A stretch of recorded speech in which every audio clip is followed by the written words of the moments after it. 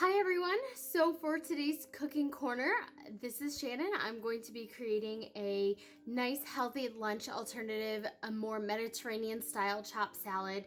So I have some Israeli couscous, that's the pearl couscous, and some quinoa that I've already cooked and it's nice and cool, and I put it in this bowl. I have also went ahead and chopped some green cabbage, some red onion. I'm not using a lot of red onion because this one is extremely potent and I don't want to taste onion for the entire day. I have some green bell pepper. I have some chickpeas. I have some lovely local spinach from a farm down the street from me. She already has spinach coming up. What a wonderful gift. And a bunch of fabulous tomatoes. So what I'm going to do first is I am going to start to add these chopped ingredients, starting with the cabbage. I love green cabbage. Any chance I can get to incorporate it in a recipe, I'm going to take full advantage. I have my bell peppers, my onion, and feel free to swap out. You know, if you don't like these ingredients and want to add something else, whatever you have in your fridge, go for it. My garbanzo beans. Okay, now this salad has quite a bit of moisture in it, so this is not going to keep for multiple days. So if you know you really want to make this, plan for feeding a few people or eating it several days in a row. Some ingredients like cucumber have a lot of moisture and it's going to turn really quickly because of that moisture. So keep that in mind while you're selecting ingredients. Tomatoes also have a lot of moisture. If you know that you want to use tomatoes, I would suggest maybe leaving them whole so that they're not leaching their juices out into the salad. But if you are going to eat this today, this evening, if you're feeding a crowd, go ahead and cut them up. I like these rainbow tomatoes. I think they're just so pretty and they add some different dimension. So I'm just gonna go ahead and rinse these off real quick and then I'll throw them in the bowl. Okay, so what you want to do now is just give it a light stir, just to kind of move a bunch of the ingredients around. And now we are going to come to seasoning it. I mean, it's so beautiful right now, but we definitely want to add some pizzazz with flavor. So I always start with salt and pepper. So I'm gonna go ahead and add a little salt, not too much. And obviously pepper. I'm a little heavy-handed with my pepper, so you put on as much as you want.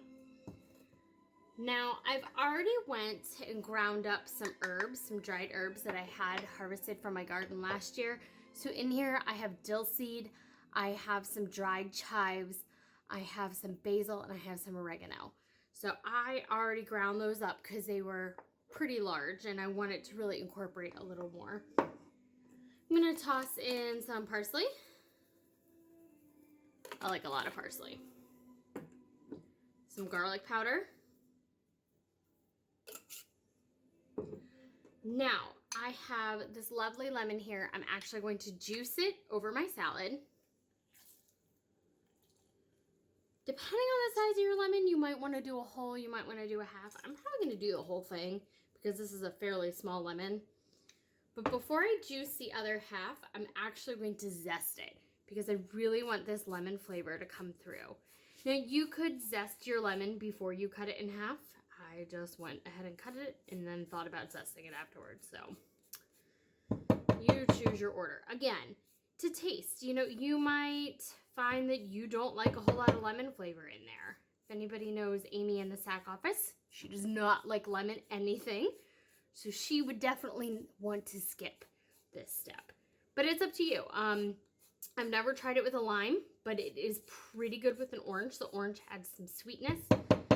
So depending on the flavor profile you're going for, you know, choose your citrus wisely.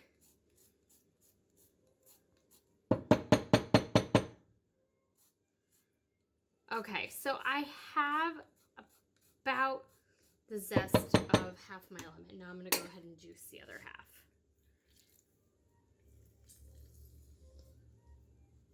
Okay, looking pretty good.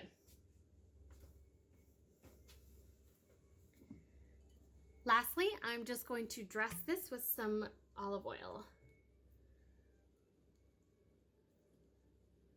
don't be afraid to be liberal with the oil. You don't want too much, but olive oil is a heart-healthy fat, and this is really going to help all these flavors blend and really come out. Plus, here's a fun fact for you. Lycopene, which is one of the main nutrients, antioxidants in tomatoes, cannot be absorbed by your body without a fat source. So, you know, you read things about the Mediterranean diet and this, that, and the other. Well, what do they always have? Olive oil. All right, guys, this is looking so good. It smells fantastic. I wish you could smell this. It smells so fresh and zesty from the lemon and the herbs. I cannot wait to dig into this. But I really want these flavors to come out, to really, you know, come to fruition here. I'm actually gonna put this in the refrigerator to chill for about half an hour, maybe an hour before I eat it, because the oil is gonna soak into all those herbs and everything's really gonna come up and brighten.